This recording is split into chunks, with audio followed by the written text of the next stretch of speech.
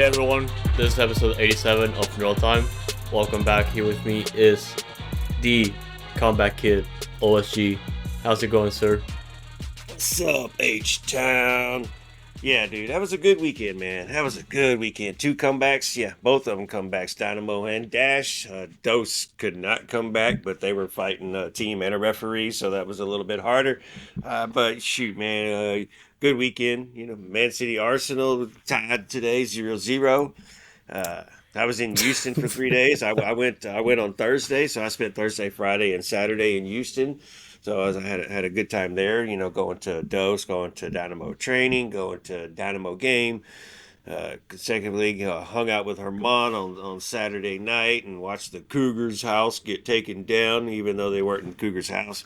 But watched the Rockets win with him, while watching the Texas women win. Just hung out, had a good time. So it was a good weekend per se. And then once the Dynamo finished their game, I clocked out and I got in my car and I drove home last night, and I was like, I want to make sure I'm home in time for the Man City game. But nah, bro. So what was going on with you this weekend, bro? How was your time? I've been gone for a minute.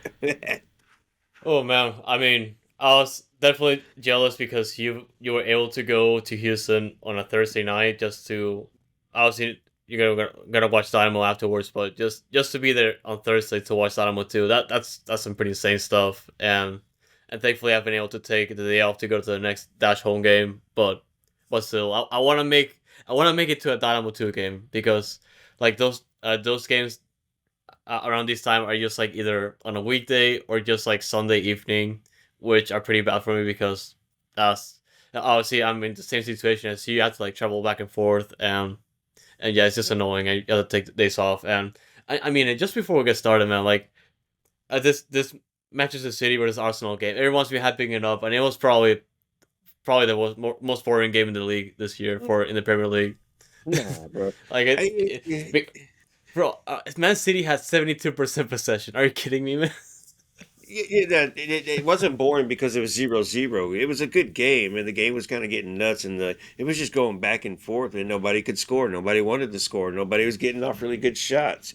There was a couple good shots here and there for both teams, but yeah, man, it was just a stalemate 0-0. So Arsenal gets the point, and they finish winning the series for the season, and obviously they keep that second place hold in the Premier League, and we're right behind them in third. Liverpool with their stupid win coming back against Brighton, so good for them. But yeah, so yeah, but game was better than boring. It was a good game, and it just nothing could happen. You're right. There's 72% dominating the game, and you can't find the net once.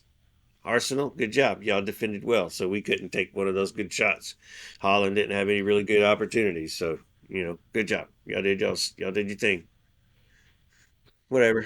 Yeah, and you guys are now chasing. You guys are not chasing Liverpool, so but it's a few points, but still, Yeah. as a neutral, that's pretty good because there's actually something to look forward to in the last few weeks of the season and probably the next couple of months, really. So there's Oh yeah, actually to it's look forward to, and nine yeah, games it's left. not over.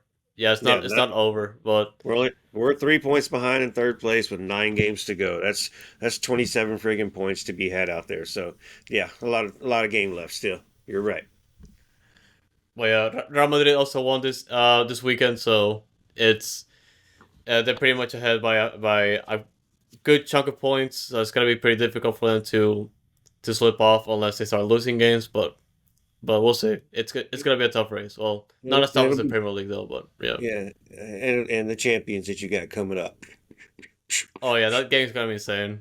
Yeah, Yeah, that one's gonna be insane. Well, yeah, hopefully don't fight. But yeah, that's enough yeah. of that. Let's talk about the most important part. All right, let's do it. So, man, there's just a lot to talk about, especially Dynamo and Dash. But we have to get started first with Dynamo 2, man. Losing 1-0 against Austin FC 2 back in Houston, back at Stadium Stadium, and I was pretty shocked because I wanted to watch the replay because it was the game happened on a Thursday afternoon, and it was pretty much just me trying to get off work, and I was hoping to catch a replay, and I was shocked because the Apple TV doesn't really provide the replay, and like the only way to watch the game is live, and I've been keeping up with the updates, but Obviously, you don't get like the full experience just by looking at notifications and all that. But like I said before, OSG actually made the trip to Houston and was there to cover the game, and yeah, OSG has a lot of thoughts, and he was able to provide a recap of or like a little video afterwards, and we can go ahead and play it now. So check it out. What's up, y'all? OSG here. We're at SaberCat Stadium. Dose just completed their game against Austin FC 2. Ended up being a loss, 1-0. Referee was a big involvement in this game. So, boys were tough loss. Playing down with 10 men for 40 minutes in the second half as well. So, man, this is just one of those that here we are again. So I guess, man, let's get into the depression mode of this part of the episode. So we'll see y'all. Check you in a second with Foxtrot. Peace. No, yeah, OSG. After that, you just tell me how do you feel after that game, because I was able to catch a good chunk of the second half, just trying to get home from work. And the one thing I can say for sure is that, like, offensively, there was no build up. And obviously, when it comes to X and R, so getting sent off, it affected the team severely, and it just looked like the team was dead, like in the closing minutes of the second half. But what are you thinking?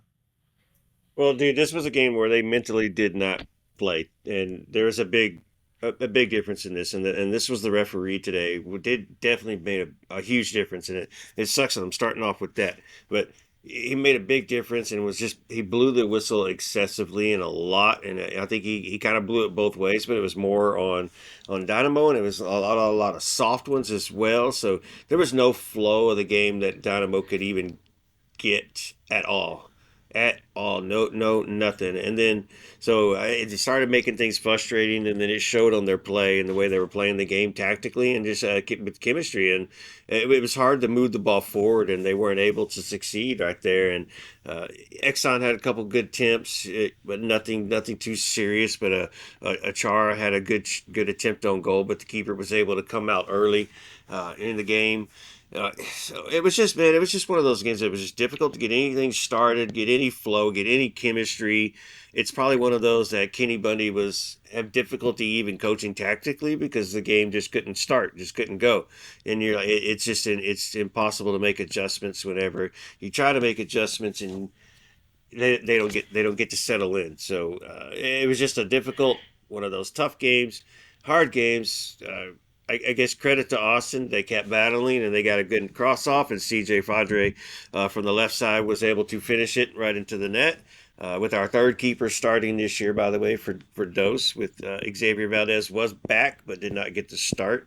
But they got the other guy, and he played well. He, just nothing he could do on that one. Gave up the goal, but it was just one of those frustrating ones, man. And you could hear when if you were watching the game or were at the game, the fans were just they were getting at the referee as well, and it was just kind of crazy. And it brought, like you said, Exxon messing up. He should not have done what he did to earn his second yellow card. 50th minute in the second half, and he makes a sliding tackle like that when he was coming from a little bit from behind to begin with. Missed the ball, didn't even come close to the ball. Easy second yellow.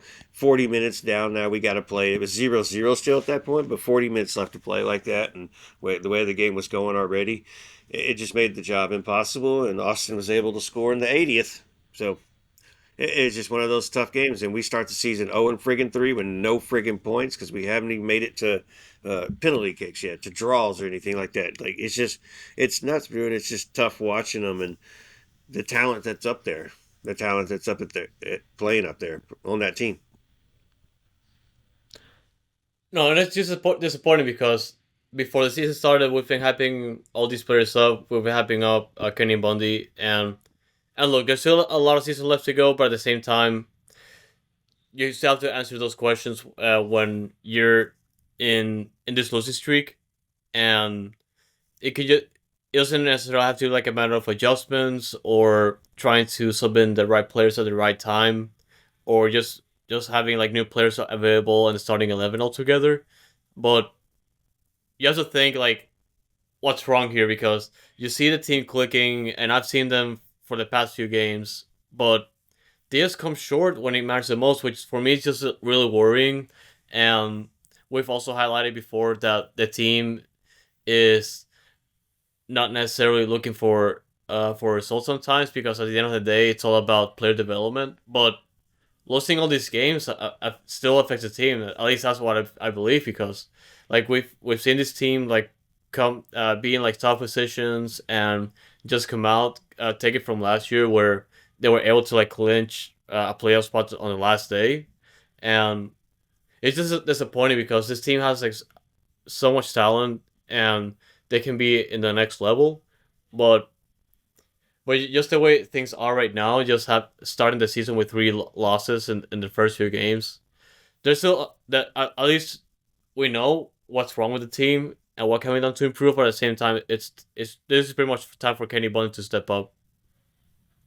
So, and there's a lot. Let's get into that. There's a couple things to notice in the game, and I can go through those, and I can defend Kenny Bundy as well at the same time. So, one, let's just start with the easy one. Achara started at striker, and I like the work rate that he brings at striker, and it was nice to see him playing at striker too. So they're moving him around on the field, and they're playing in multiple positions, and they're really building him for that first team opportunity that is going to come later in the season. It looks like that's going to be almost a guarantee when he's needed, and as long as he continues to perform and has good form. Not like he's performing great, but I think he's performing to a level that he's going to get to what he needs to be to be a nice sub off the bench for the first team. So looks nice. Exxon on the right. Still look nice, using his speed to his advantage, working the ball down the right side.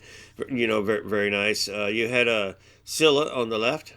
So I mean, come on, that's a nice three when you look at it on paper with those three sitting up top, and you're like, oh, nice. But here is where I think there's difficulty, and I question this one as well. But you're playing with two pivot CDMs. Okay, you're playing with Diego Gonzalez. Yes, I did say Diego Gonzalez is one of them, and then Sebas is the other. Rodriguez. They're both playing six together, which means Diego is not pushing forward and playing in that attacking role and that distributor that we know him to be, and taking those shots. He didn't get no opportunities to really do that. He was taking corner kicks, he was taking set pieces, but as far as the offense of the game, he really wasn't there and wasn't involved because of the position I think he was playing. And I think the from what I understand is this is the formation that the first team wants those to play. At the same time, I don't understand that because I don't see Dynamo playing with double pivot at all either, unless you call Grey Goose playing the double pivot with Arthur, because he does kind of hang back. So, but I would call them a 6-8-10. Pretty much is what they're supposed to be doing with Coco, but Coco playing to the right kind of. So he's like what it's so. Kenny's Bunny doing what he's being told to do, and he's playing the team the way he's being told to teach him how to play, and they'll figure it out. But I think Diego does need to push up, and I think he can play right in front of Sebas and let Sebas hold that CDM down like he always has been doing. Let Diego push up and distribute, and I think that'll interfere with, like, it could have interfered with Austin driving against us more, because the game was pretty even, but Austin was getting some better opportunities because they were able to drive further. Diego's got a good work rate, so he could have slowed him down a little sooner, and then offensively be what he is. So there's just a couple things and a couple changes that could be made, could be made. But like I said, adjustments probably couldn't have been made because it was so difficult this game. Yeah, and the thing about in the first half, not to take away from the first half, because like you said, the game was pretty even, and I just from that specific half, they were still in the game, and for for like the highlights that I've seen, it just looked like they were pretty much just gonna try to get into the game, or at least try to be ahead. But we've been in that situation before, and really just when I started watching the second half live, for me it was just like, oh boy, here we go again. And no, like it's kind of miserable, honestly, because like I said before, the talent's there, they can pull it off, but for some reason they just like fall short right away. Yeah. Well, it's one of those that you want to play the style of play that fits the players, and you set a style and you set a system, and then you bring the players in to do that. This is kind of a little different with Dose. Some of the players are already installed into the team, and they can go out and look for other players to sign for Dose that are fit for that style. But this might be a situation where these players belong in a different style, a more attacking style than the kind of the way we're playing, because it's more that 4-2 and it just kind of slowing it down, playing that possession game, moving the ball forward. So I don't know. I don't know. That's just something Kenny's probably looking at and seeing what he can do to make adjustments and stay within the parameters of what Pat and Ben want to see out of Dose at the same time. And that's gonna have to be something that they're gonna have to, or at least we could try and check it out next time around, because I think they're playing next week again, like in the same They're playing during on the week Thursday. Yep, on on Thursday. Thursday Yeah. again at home, SaberCat Stadium, free y'all. $13 parking. So parking, I did confirm parking does cost $13. The game is free. Get there, B Square, SaberCat Stadium, South 288. Come on, guys, go. Minnesota United Thursday. too. Yep. Yeah, Minnesota United too. So come on, guys. We need to Yep. support the boys and get them on the right track and let them know that we still got their backs. And we're going to have their backs the whole time. So let them hear. And it's a fun environment for you, too. You're up close.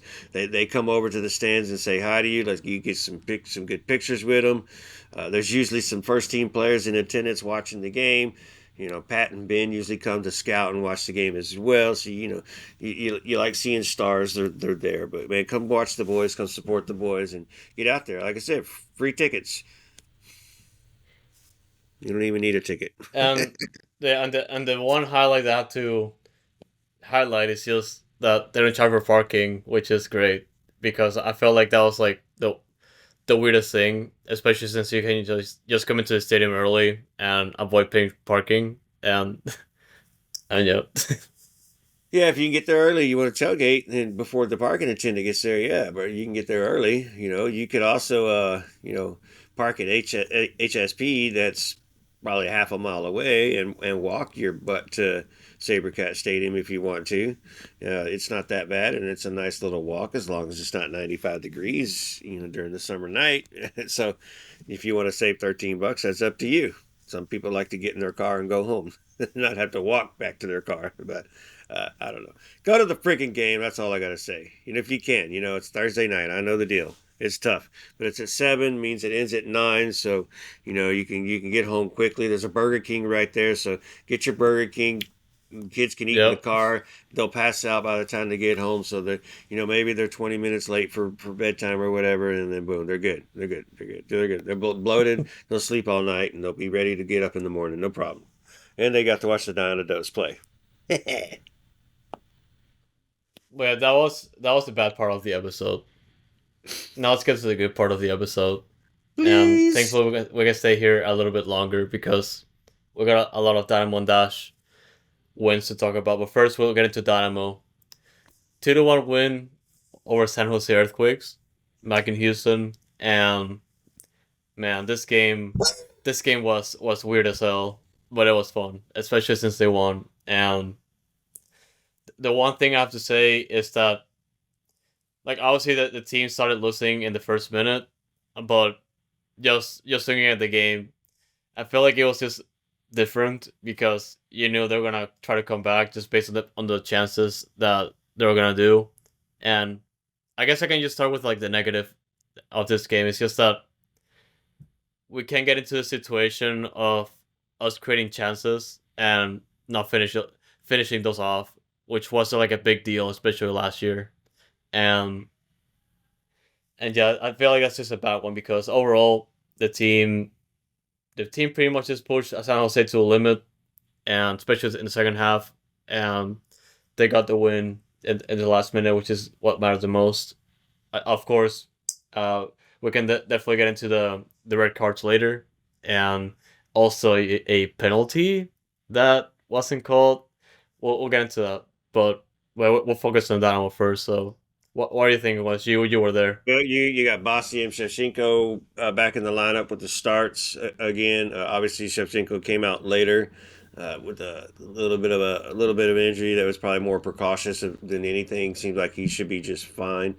and they kind of went to a three back defending until we were defending with Brad was defending, but he was pushing up attacking. But man, a good lineup. Sebas starting up top, his first MLS start in a long time, like a In very long his injury, yeah. time. Yeah, yeah. Well, because the only start he had was in Concacaf, and he got hurt, so he's only played off the Yep. bench in one game in MLS, and this was his second MLS game. So it was good to see him out there. I like how he played. He controlled the ball. He was involved in the team. If his touch was bad, he went and got it back. He was making his passes. He's making his runs. I'm fine with Sebas, and he turned and he scored. I don't know if that ball was going in originally, but I'll take that deflection and get the goal. And Sebas needs the goal. We need the goal for Sebas. The fans need the goal for Sebas. So I'm so glad that Sebas did get that. I just hope that this can transition and continue. The way he was playing, and he looked good. But they were kind of the way they were defending him was keeping him. They were trying to keep him out of the game too. So you could see they were focused on him at the same time, which was a little weird. But they're like, they can't score, so just take out the only striker they have that might be able to score. So they tried it, but it was one of those games, man. You said it was frustrating. Possession, possession, possession, possession. You didn't hear a shot in there, did you? Nope. No. Possession, man. But yeah, actually, there was shots. There was shots, and there was a good number of shots, actually, to tell you the truth. It just felt like because we had so much damn possession that it didn't feel like we were shooting the friggin' ball. So you go back and look at the stats. There's plenty of shots right there, but the possession was so just one-sided that it outweighed the shots, and the shots kind of disappeared because they weren't. There was a couple, but they weren't really good, threatening, dangerous shots that were taken. So nothing to put San Jose on their backs, but you saw it coming the entire time. Just Dynamo, you're gonna finally get these shots up. The game's gonna open. You had the first red card. VAR finally on our side again. Hey, because the referee missed it.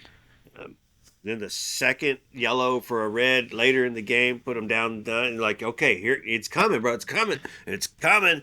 It was beautiful, but to start the game, that was just frustrating. How difficult it was just to try to get anything. San Jose was just defending, and once they got that red card, that's all. They weren't even trying to push forward anymore unless they could find a way out through the width. But good showing for Dynamo. That was just tough to watch. As I said on Twitter, stressful to watch. But finally, until the goals, when you relieve the stress, and then the Escobar goal to really relieve the stress for us and for him too, I'm sure. But it was good, man. It was good. It was just stressful being there. Uh, the fans were into it though. It was a good showing, good turnout. It was a fun game for me. It's just stressful. Yeah. And just going back to the stats, because I started the episode mentioning Man City and the game against Arsenal just having that outrageous possession. This is pretty much what happened here, but in this case, the Dynamo had goals, Yeah, and yeah, 75% possession. yeah. The one thing that teams in must have to understand is that you don't let the Dynamo keep possession unless you know how to create that pressure for them to lose the ball and just gain possession right away, or like catch them off the counter. And I feel like San Jose, obviously they had like I've been playing with 10 players for a good chunk of the game, so it was difficult for them. But at the same time, they gave them that option, so they had to take it.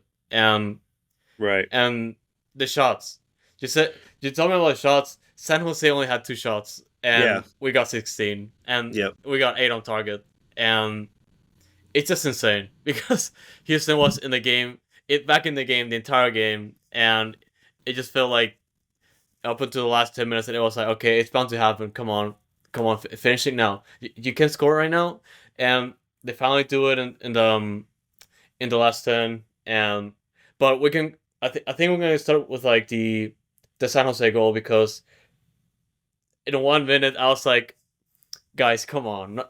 If it's in the middle of the game, I can understand, but like you cannot go back like this early, Hey, because you gave the team, it's the best time to yeah, you're give it giving up, the team an bro. opportunity. No, that's the best time to give it up because now you have 89 more minutes left to play the rest of the game down. You're just down a goal. You're not down 3 goals to start the game. You're down a goal to start the game. You had plenty of time. The later that goal comes, the harder it is to come back. They had the entire game to come back, and they took the entire game to come back.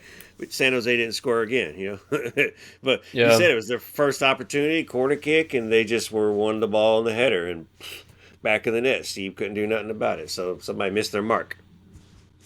I think it was Gregus just because the player was Bruno Wilson and catching the header off Christian Yeah, Espinosa's cross for the corner kick. And yeah, Gregus is gonna have to earn a lot of fans' hearts because I feel like he has been getting like a bad reputation to start the season. So there's still plenty of season to go, but he's gonna have to work on that.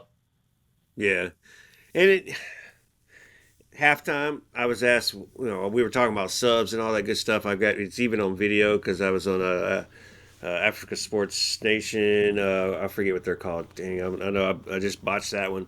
But I did an interview with he did it.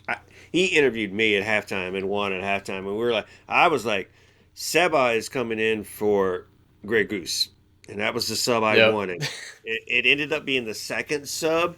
Brad Smith ended up coming on for when Shevchenko got hurt. But Seba did come on for Grey Goose, and I was like, all right, here we go. Now we're not sitting back as much. We got an extra player pushing forward, and it is Seba who likes to work through the crowd and the traffic. So I was like, all right, here we go. So good adjustment, good change, and was expecting Blessing to get put in, but never did. yeah, Range didn't even warm up with the team until the last 10 minutes of the game, so he like knew he wasn't going to play or something. I don't know what the heck that was about, but uh, you know, I think it was a good game overall. Ben has to be happy. I didn't listen to the press conference yet to see what his reactions was, um, but it was good. It was good. I was happy, as you can tell after this. After we do finish this segment, you're gonna see some instant reaction. But yeah, it was a happy. Juan was happy, who was sitting with me in the booth. Maybe a little too happy. We just got to remember we're in the booth. But yeah. it was fun. It was a good game. Stressful. Yeah, and the last 10 minutes of the game, Sebastian Ferreira getting his first goal of the year, coming off his injury. It was big. Yeah. Like we said before, it was his first start, and he's already been involved in like a few um goal opportunities, and he finally got his goal. And this one is coming off Artur heading into the box, and Sebastian Ferreira, even though it's a deflection, goes a goal.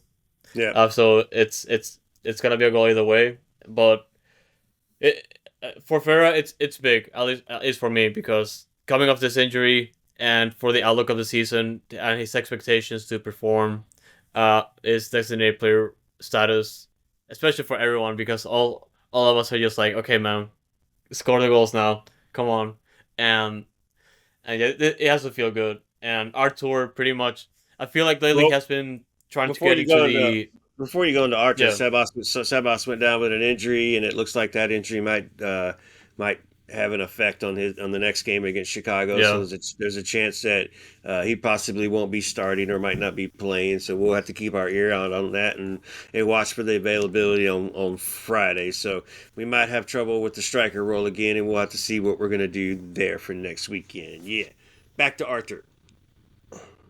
no yeah and yeah, but I was gonna mention that because I'm worried as to for Sebas, because I don't want him injured again. Like he needs all those games, man. But yeah, wishing Yeah, him the best. yeah. And Artur, man, I love him. I don't know who hates him, but Artur has just been bowling out, and especially this season, working overtime with the Ache Ache. And he had the one game I feel like he was pretty bad was the last one, or like the one before. And but yeah, he's just been outperforming expectations and just getting there, just finding the right channels to find like his the forward line or whoever he wants to like pass it to. It's pretty much just like I said at the beginning of the season, like the team has to start sharing those responsibilities that Achachi had, because he's not gonna be available for a while. And Arthur, for the most part, has been succeeding those expectations, or at least having, or at least providing for the team enough to function. And the team now has 10 points, and they're still fighting for. They're just a few spots from first place, which is just. You think about it, it's just insane because they've only been playing with a designated player for a couple of games, and Arthur's there, and obviously the midfield that we have is just gifted, and man, I just love Arthur. That's what I wanted to say. Well, it's a talented team, man, and that's why the Dynamo are playing so strong. They're still a good team playing that plays well together, and we were just missing that final third piece to get us over the line and start breaking open some goals. But the defense is strong. Steve Clark is strong. The midfield plays very well. Even the forwards and the wingers, they play possession well. We're just not getting those shots off, dude. And so Dynamo are a very dangerous team. Very dangerous team. 10 points already into the season. Granted, a lot of those have been home games already. Yeah, but it's okay. One of those was a road win as well. So, yeah, y'all keep an eye out for the Forever Orange. We're coming, whether it be purple dripping or bringing that orange soul with us, whichever one it may be. So, Chicago, you're Yeah, next. We're coming to you. they gotta do what they gotta do. Like even if it's home games, they still have to win though. So Yep. they have to work. They Yep. just gonna have to go to work. And yeah, that was the first goal for Dynamo. Second goal happened 5 minutes later. This was off a corner kick sequence. Franco Escobar was able to claim the rebound to put the goal past the keeper in a pretty. It was a pretty tough angle to make it because he was like on the far side of the right post and he had to squeeze it past the keeper like with a like to an angle that was like away from his reach and still close to the post to make it in. And I thought it was a pretty good goal. Like I said, it was a pretty difficult angle, and just doing it like after a few seconds after retrieving it was insane. So It was the Franco pace. Escobar is coming up big time. Yeah, The pace he put on the ball, the keeper couldn't react because it was yeah, right there, and it just went so fast. It was a friggin' laser, and Escobar drilled that ball, and keeper was even amazed at like, what the ball's past me already. So what? Yeah, just glad he took the shot too, and just was taking a rip. And there was a couple other times somebody could have taken a rip, and just the opportunity would have gone out for a corner. You had a rebound. You never know. You just got to shoot the friggin' ball. So credit to Escobar for shooting, and he was happy. He went to celebrate. Get that dub, and the crowd got to celebrate as well too. So it was big, it was huge, and what a way to win! Hell in a shell, but keeping them loud and proud there, and enjoying the game, man. So that was neat. That was neat. I like it. no, yeah, and the big result for that we're back at home because we need all the 3 points we can get, especially this early season and in a career situation too with the players being gone and all that. And with that, I think we can talk about some of the red cards, or at least the penalty shout that I don't know how it didn't happen, but we'll get into that later. But first red card, I think you talked a little bit about it already, but the player made contact with like Eric Svechenko. He elbowed him in the front, I think his chest area, and violent conduct. If like I feel like depending on where you're playing, I feel like that's not a red card or a rather yellow. But at the same time, you can't really act violently, since like it's gonna be up to the referee to like or up to their interpretation of the law to see like hey, if this is a yellow card or red card. You still don't you still don't like swing your elbows to people, so it was a pretty Yeah, silly foul of him. Yeah. yeah, it's yeah, especially first half too. And you try to get away with stuff, and you're trying to be aggressive and win the ball, and things happen. So, he shouldn't have been welling those elbows around. So whatever, he got it, and that was we were already in control of the game. That just made it clear that we were going to stay in control of the game. So stupid red card first half. San Jose had to even make a sub like 10 minutes later to make an adjustment. So before they even halftime. So that's how much of a difference that made right there for San Jose. And you saw the rest of the game, like you said, 2 shots. So Yeah. they were out of the game immediately. Yeah, and that was Preston Jell getting sent off, and the other person that got sent off for San Jose was Jackson Jewell. He was sent off in the 94th minute, so it was pretty much over for them without him, and he just got sent off for a second yellow, so Yep. that was kind of on him really. Yep. And the one thing that the Dynamo fans have been talking about after the game, it was just the penalty shout that for some reason wasn't called, and Basi pretty much just tried to square the ball or at least shoot the ball inside the box, and the San Jose defender, I can't remember his name, but the San Jose defender was blatantly had the ball away from his body, and the ball literally hit his hand.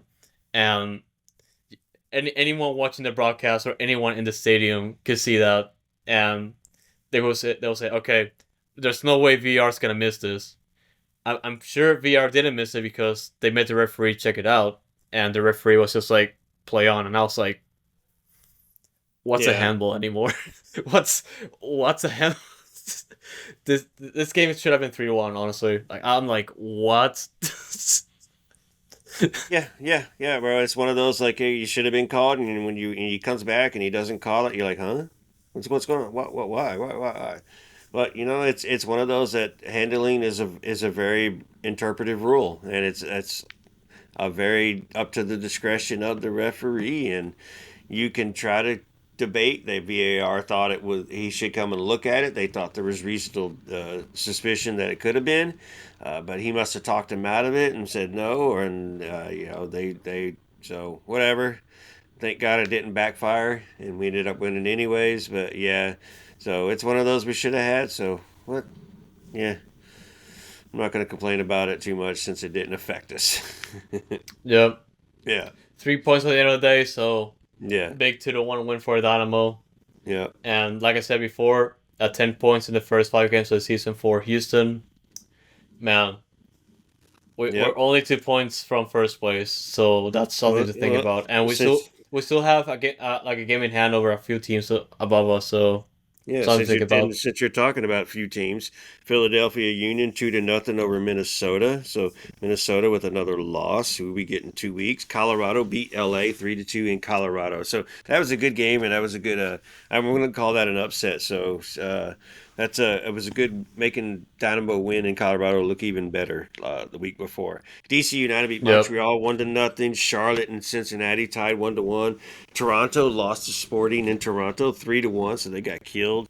Orlando and the Red Bulls 1-1. Inter Miami and New York City 1-1. Nashville Columbus 2-2. Of course, Houston beat San Jose 2-1. Copa Tejas, whatever I guess was happening. Austin beat Dallas 2-1. Dallas did score first. Austin tied it and then was able to come back with I think like 20 something minutes left in the game. Ended up winning that game 2-1. So yeah, blah blah blah. Moving on. Real Salt Lake beat St. Louis 3-1. Vancouver beat Portland 3-2. That was an exciting game as well. In Seattle, bro, Seattle's in trouble. They lost 1-0 to the Galaxy in LA, but it's just another loss. And then today, as Sunday, we're recording this week, Atlanta beat Chicago Fire 3-0. So Chicago's taking a 3-0 loss against a good Atlanta team. And we're coming into Chicago, so that's going to be interesting right there. East standings is Cincinnati, Miami, and Columbus Crew all at the top, 12, 11, 11, and the Red Bulls 11, Toronto with 10. So surprising there. Holding up last place is the Revolution still without a win, bro. Western Conference, like you said. All right. LA Galaxy sitting in first because they still haven't lost. 3 wins, 3 draws. They got 12 points. Vancouver, Real, Salt Lake, Minnesota, and Houston all with 10 points sitting in the standings, dude. So we're tied with Minnesota on a +2. So I'm sure if I go to the next tiebreaker, that's why they're ahead of us. But Vancouver and Real Salt Lake have better goal differentials, so Vancouver holds second. But technically a tie for second place with 10 points, bro. That's which exciting, good times, good start to the season. Sporting KC is behind, Colorado is behind, right behind with 9. And then like I said, that poor Seattle is winless as well. 0-3-2, can't get nothing. San Jose 1-5, holding up the bottom right there. Oh, look at that. FC Dallas and Austin holding up the bottom with just 1 wins piece. But, parity in the MLS. But like you said, 10 points, holding up the standings. There's your MLS games for the weekend.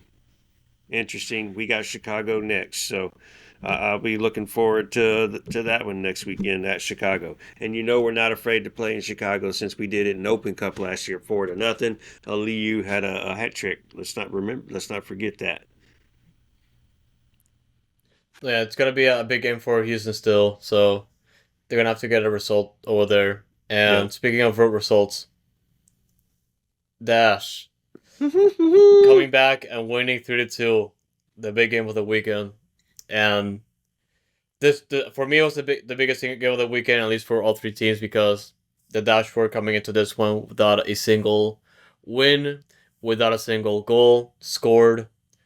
Because offensively. like offensively, because we remember that North Carolina's goal was an own goal, and man, that this team just like I felt like they overall they just play differently, and that's the thing that I want to see the most, particularly when it comes to like parallels and trying to make the adjustments. And because I was able to watch the highlights, the full replay wasn't available for me yet, but just keeping up with the updates and some of the chunks of the live game I was able to watch, it was insane. And the team just when I mentioned that the team, I wanted the team to look different, was just that the team had to look competitive regardless of the situation. And heading into this one was already difficult because BFC was able to score first, and they're pretty much just trying to get back into the game. And when I talk about them, I talk about Houston, and it pretty much is shown in the second half. But we're gonna get started with the first half first and the lineup, because this was the first time I believe Michelle Losi stepped in at the starting lineup. Yes, it is. Yeah, Back from injury, and starting in the starting yeah, lineup. yeah, and the biggest ones were just like Natalie Jacobs, and also the announcement of Katie Lind being in maternity leave, which is the main reason why she was an excused absence. We didn't know the reason yet up until this week or last week, really. We said it last And week. oh, we said it last week. Okay, no, yeah, no, yeah, officially let me speaking, yeah, let that's what I me meant. get let me give the Dash News shit. All right, all right, all right. I'll give it a shot.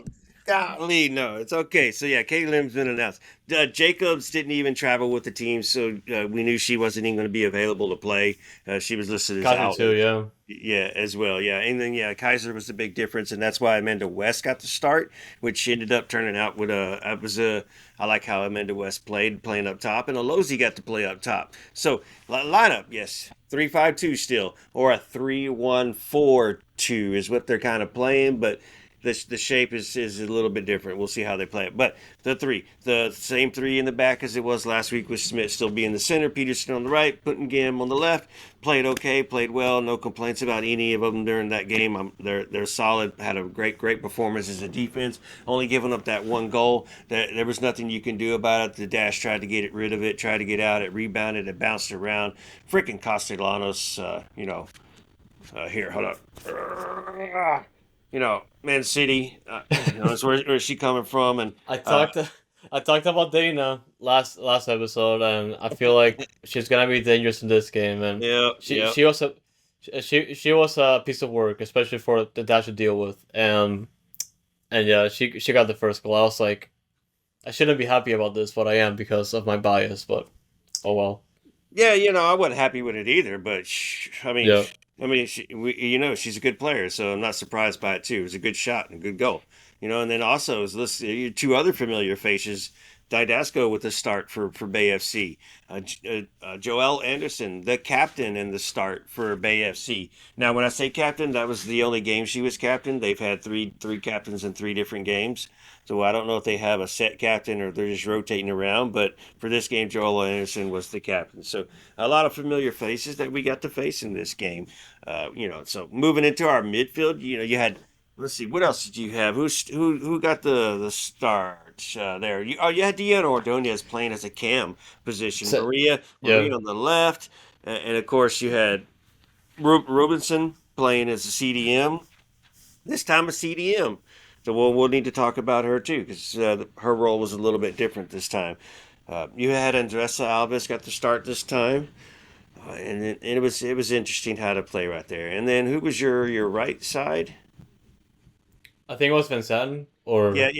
Oh, yeah. God, how did I forget about her today? Kiki Van Zetten with that right. And then, like I said, Alozi and West up top. So I'll start up top.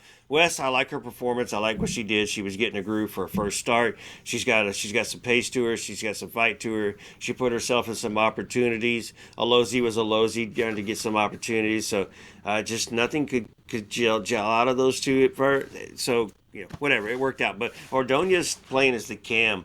And I don't know if you can go back to remembering last year and when we were trying to predict the lineups before the season even started, we still had Salmon, like Salmon as a striker or Ordonez as that center forward, that cam, whatever you want to call it. And here today she starts that, and what happens? She does get a brace. What, granted, one of those was a penalty kick, but she had a couple other header opportunities. So I like that position for Deanna Ordonez. And I don't know, do you agree with me? What are your thoughts on Deanna Ordonez playing in that position? We'll call it a center forward, a false nine, a cam position. I'll say a false nine for now. But yeah, that was the game that Ordonez had to have, especially coming in with, I feel like it was a disappointing couple of performances to start the year, and she finally got that opportunity to get those two goals in. And the first one in particular, that was the one I really liked.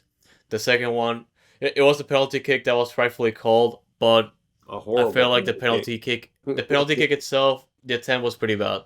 She, well, I feel like she could have done a much better job. She placed it in a pretty favorable position for the keeper to guess it, Okay. and thankfully she was able to take the rebound in because the ball was out the keeper, and but still, she was in the right situation at the right time, and she got the second goal in, which is a big brace for her to start the year, and I just hope at least tomorrow. I really liked how she performed, especially after the second goal, because it looked like in a couple instances she could get a third. And if she was in the right position at the right time, she could have gotten it maybe. But I liked how she played tonight, or that night. Yeah, So, Ordonez, you like her in that position, yeah. or do you prefer a striker? As a false nine, yeah, because it can just be in like that false nine position or in midfield, and I guess it's just like a matter of how it develops over time. Because I feel like it could be a one off, but yeah, I just like her as a in that position as well. But I don't Yeah. know, like it's still pretty early. I agree, and it's something to look at, and it's a crowded midfield as well too. So it can is it feasible? Yeah, because whenever the defenders do come back, Smith's going to push back into the midfield. You would think obviously would happen, so that takes another spot back away, and so Ordonez really can't play there too much longer. But you never know. You can make your subs and push her back in that position. She can start at striker, finish in that position. So it's interesting, and I'm glad Fran tried it out. The other guy didn't even have the balls to even look at it last year. He let Salmon go to waste, and we ended up losing her. So it's good that he's trying and he's playing around with things and experimenting still, and to get a win out of it too while you're experimenting is even extra special. So, but going back to some of these players, Kiki Van Zanten, to me, just had a poor game and gave up in the second half to me. And I'm going to be a little harsh on her. Gave up.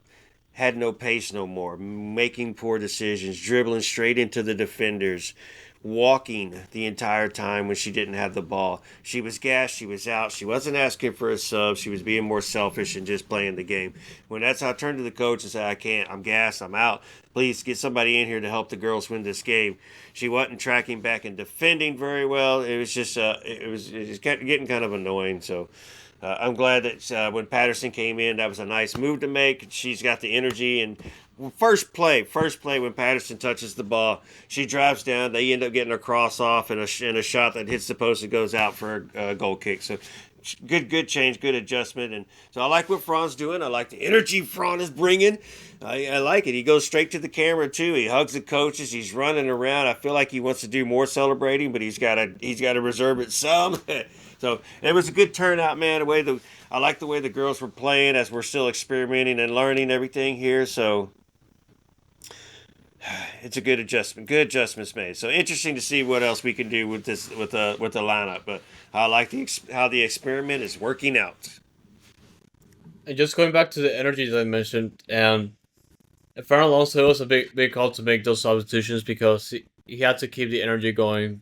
The players had to keep the pressure going for BFC because I feel like one of the things that the Dash were able to take advantage of, and it was one of the reasons they won, is because they kept the pressure going. And you mentioned that Kiki Van Sant was disappointing, and I definitely agree because if you let the foot off the gas, they can easily come back to the game, and things could be different. Yep. And look, she's still a rookie. Like it's not nothing really against her, and there's definitely like a long road ahead to like start learning and get adjusted to the professional play. But yeah, you can really be like stay long in the game if you're like walking around or just not contributing a lot. And yeah, Avery Patterson, I really like how she's been coming off the bench very often and how she's been contributing. And just going back to the pressure that I mentioned earlier, like it was one of the reasons because the one thing that I noticed about this game, especially BFC, is that they were losing the ball or just turning over the ball a lot, and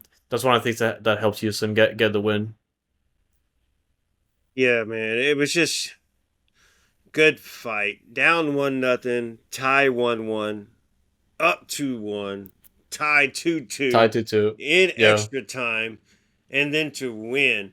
And let's just give Havana before we tag out of this Dash episode and I go into the scores again. But Havana Salon, just she didn't have to take a rip. She placed it exactly where she needed to place it. And you could, when you watch the replay too, you could see her building up to take that shot that way. So it was immediately in her mind. Quick reactive thinking, and just the way she put the ball in the net was just beautiful. And just that late was just that was it. Bay had one more chance, couldn't do nothing with it, and whistle blow, and it just what a nice win to friggin' have, especially coming on a bye week, being international bye week. So it's I would say a much needed bye already. So we get 2 weeks now to prepare for Washington on Friday night back in Houston coming in 2 weeks. So just a good showing all around for the girls, and just the grit that they're giving, man, the grit that they're showing.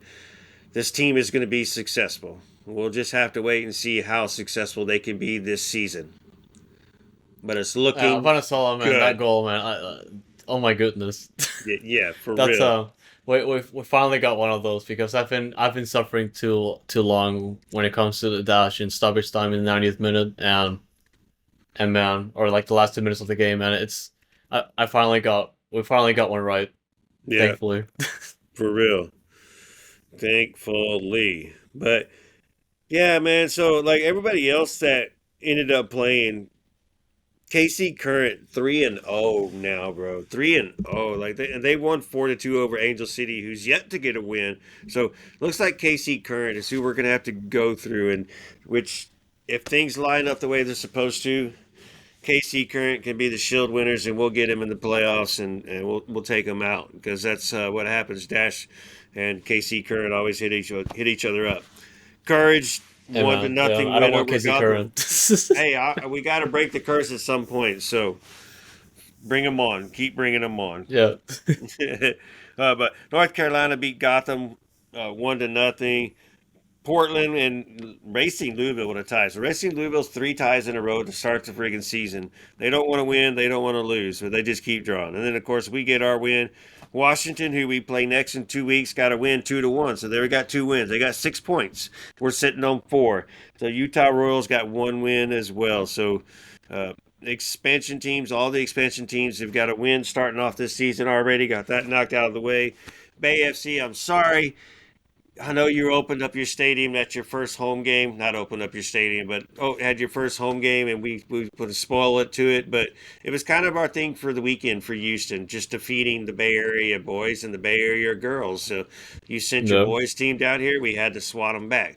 We sent our girls over there just to kind of kick you down, kick you while you're down, and said we came home back with that dub. So 6 points for the weekend against the Bay Area. It's like Godzilla and King Kong were fighting their opponents, and they just smashed it to them, bro. Saved the world. Saved H Town. 100%. I love it. Saved I H love it. Town. Well, yeah, that was a fun weekend. We just need Dynamo to win a game. Yeah, for real. But yeah, we can definitely close it out with a post game reaction that you got at the stadium for the Dynamo game. Man, I love that vibe in the supporter section, and it's definitely something that you caught on there. Yeah, man. So I was able to catch up with Zespool after the game and get his reaction, and we did it right there near the supporter section after the game. Juan Perea was with us, and so he's in the reaction, and so we just did the one, but man, it was right after the game. It was an exciting time. So yeah, man, let's take you to I watch the video, see what happens as well, and there's Yep. nice little story right there. But yeah, guys, as always, thank you for tuning in. Keep sharing our content and follow us on Twitter, now X, Instagram. We're at Dynamic Foxtrot, and also subscribe to our YouTube channel. It's still Dynamic Foxtrot as well, and keep up with our content also on Goals TV and whatever you listen to your podcast. We're gonna be there, so catch us all season long and keep supporting us for sharing our content. Like I said. But yeah, as always, guys, thank you so much for tuning in and stay noodle, y'all. Foxtrot TV on YouTube, y'all. H is up. Yep. Want to see y'all there. What's up, H-Town? What a friggin' win tonight. Dynamo struggling to score, but scored late, win 2-1. I've got my boy Juan here with me. What's up, Juan? How Hey, you doing, brother? Tell me about the game, man. Dude, I'm doing great. I mean, I told you before this game that it was going to be 3-1. It ended up being 2-1, but in the end, what a performance from Franco Escobar, Sebastian Ferreira. Those two were the guys that really stood out to me. Franco Escobar really needed this, and I mean, so did Sebastian Ferreira. His first goal in a while, off a deflection, but he was making stuff happen tonight. And dude, I'm hyped. You saw me in the press box, man. I was hyped. He was hyped. But you know who else was hyped? Zexpool right here. Zexpool, man, tell us about the game and then tell us what happened after the game, brother. Man, so the game, we kept doing the same thing, man. Just passing the ball around in front of the box, playing that bandy ball we always do. Nobody wanted to take a shot. I don't know what was going on, why. But eventually we made that difference count, with that extra man. So I'm happy we came up with the win. Just like my friend Gordissimo predicted, he said 2-1, that San Jose was going to score first. I mean, he got that one right. I think it was a bad locker room goal, but other than that, I think we played well. Absolutely, bro. Absolutely. Played very well. Got that win late. And man, did you get something today after the game? I think. Woo! What is that? A Bossy jersey, bro. Bossy made a trade with this man for a luchador mask. This dude famous, y'all. Check him out. We'll tag his Twitter and Instagram and let y'all know so you can follow this man. Show some love, y'all. Show some love. Foxtrot, Zexpool. Checking out.